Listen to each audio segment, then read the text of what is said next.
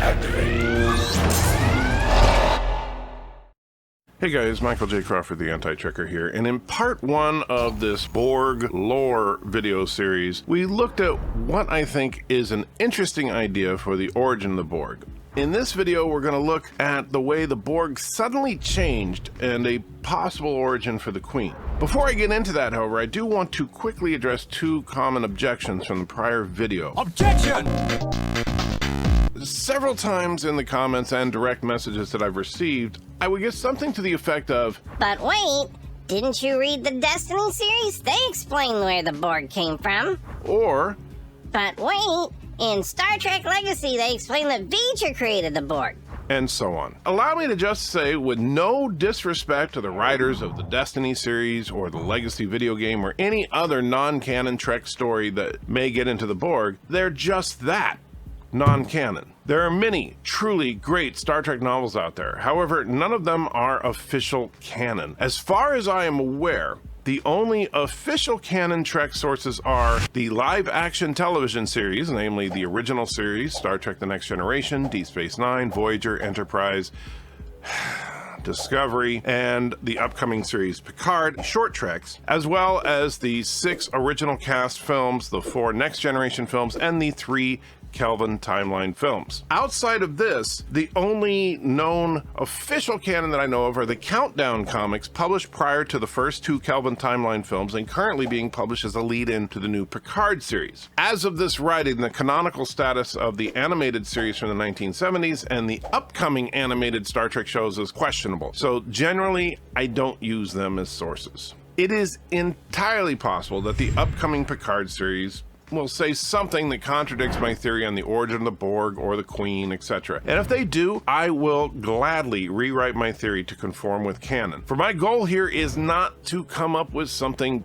better than current Trek canon, nor am I trying to one-up any other non-canon Trek source. I'm simply trying to explore the possibilities within current canon and nothing more. The V'ger idea is interesting, but it doesn't make sense for reasons that I think I explained fairly well in my prior video. And the Destiny idea, while more logical, deals with species and technologies not found in canon. So my goal is to only use what we find in actual Trek canon to explain the Borg, which brings us to an interesting problem. Why did the Borg suddenly change their directives? And where the heck did the Queen come from anyway? Now, I think that the answer to the first question is in fact the second question. The reason for the change in the behavior of the Borg is because of the existence of the Queen. If we go back to the beginning, in the episode Q Who, Q explains that the Borg were not interested in people, only in improving their technology. The Borg is the ultimate user. They're not interested in political conquest, wealth, or power as you know it. They're simply interested in your ship, its technology. They've identified it as something they can consume. However, only a year later, in Best of Both Worlds, the Borg had a complete change of their agenda. This is not simply a writing error or inconsistency, because this was actually addressed, although never really explained, in the show itself. I'm Captain Jean-Luc Picard. Jean-Luc Picard, captain of the Starship Enterprise. You will lower your shields and prepare to transport yourself aboard our vessel. If you do not cooperate, we will destroy your ship. What the hell do they want with you? I thought they weren't interested in human life forms, only our technology. Their priorities seem to have changed. This, unfortunately, was the only explanation of the change given thus far. Only a recognition that they had indeed changed. It was not until Star Trek First Contact that we got what could be an explanation to the change. I remember you. You were there all the time. But that ship and all the Borg on it were destroyed. You think in such three-dimensional terms. So, the Queen was on the Borg cube that invaded the Federation in Best of Both Worlds. Further, that cube was destroyed, but the Queen is still around and, of course, complains that Picard thinks in 3 dimensions. Interesting. I think that it is her presence that is responsible for the change in the Borg's behavior. Without a Queen, the Borg are purely an emotionless, juggernaut, a single mind that is only interested in survival. The Queen, however, changes all that. She, in my opinion, is not a part of the collective herself, rather she controls the collective to do her bidding. Now, I know that there are differing opinions on what exactly the Queen is. After all, First Contact, they kind of suggest that the Queen is in fact the living embodiment of the collective. I am the Borg. That is a contradiction. The Borg have a collective consciousness. There are no individuals. I am curious. Do you control the Borg collective? You imply a disparity where none exists. I am the collective. However, I think that the hint of her true nature comes very shortly after this statement. Perhaps I should rephrase the question. I wish to understand the organizational relationships. Are you their leader? I bring order to chaos. An interesting, if cryptic, response. When the Queen says that she brings order to chaos, this seems like it implies a couple of things. First, at least from her perspective, the Borg were in chaos prior to her arrival, which would also mean that the Borg did indeed predate the Queen herself for her to be able to bring order to that chaos. So she's not just a physical representation of the collective. It seems that she brought order to a collective that she saw as chaotic. Further, in later episodes of Voyager, we see that the Queen does in fact act separately from the collective, and in fact talks to the collective as if it is a separate entity altogether, and in fact gives the collective orders. Vessel identified. USS Voyager. We will pursue and assimilate. No, they haven't compromised our security. Let the vessel continue. For now. So, is there a way to explain all this? Perhaps. And I think that the explanation kind of relies on the method of assimilation that we see in First Contact. That is, that the Borg seem to view time travel as a relatively routine operation. Based on the opening battle of the film, it would seem that if a Borg cube is faced with the destruction, standard procedure is to send a sphere back in time to assimilate that species in the past. Commonly in physics, time is considered a fourth dimension in what we call space-time, which is the very fabric of our reality. When the Queen talks to Picard about how he thinks in three-dimensional terms, she was referring to time travel. But what about the Borg cube that invaded the Federation in Best of Both Worlds? After all, the Queen was retconned to be on that cube, and there was no time travel sphere sent out to assimilate Earth in the past. This is because of the rather clever method that they used to defeat the Borg in that episode. Remember, Data managed to infiltrate the Borg systems and convince the Borg to all go to sleep. If the Borg were all in their regeneration cycle, there was no Borg conscious to launch the sphere and send it back in time. Even if the Queen was fully aware of what was going on, there was nothing that she could do to prevent the destruction of that cube and send herself back in time in order to assimilate Earth in the past.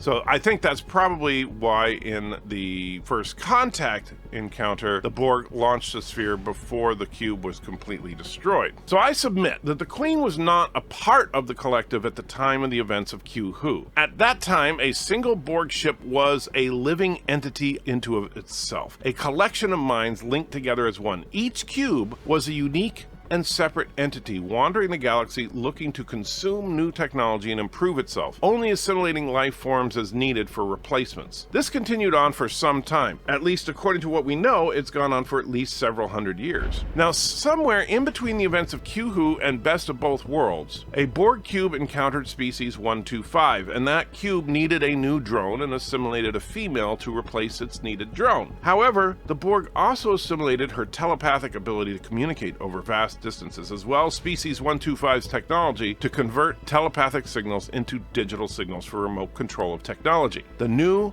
drone, however, could not use these abilities as a part of the collective, so they separated her from the collective so she could establish something that the Borg had not had at this point: the ability to not only link all the drones in a cube into a collective, but to link cubes together into a larger collective, doubling their ability to process information. They added more and more cubes to this new super collective until eventually all the Borg ships were linked into a singular, gigantic collective under her control. The Borg took on a new directive from their leader. Rather than just improve themselves through technology, they learned through the experience with Species 125 that it is in fact possible to improve themselves through assimilating life forms as well. They began to storm the Delta Quadrant, assimilating species after species. Eventually, they found a species that had perfected time travel. Once they assimilated that technology, they became completely invincible. If a Borg cube ever failed to assimilate a species, they would simply go back in time far enough to assimilate them before they were able to resist. The Queen herself traveled back in time hundreds, if not thousands of times herself. So while there are many hundreds of time travel duplicates of her out there, there is truly only one Queen. Using her telepathic links, she can communicate with all of her time travel duplicate counterparts around the galaxy so that if one is ever killed, the others all retain the knowledge she had acquired.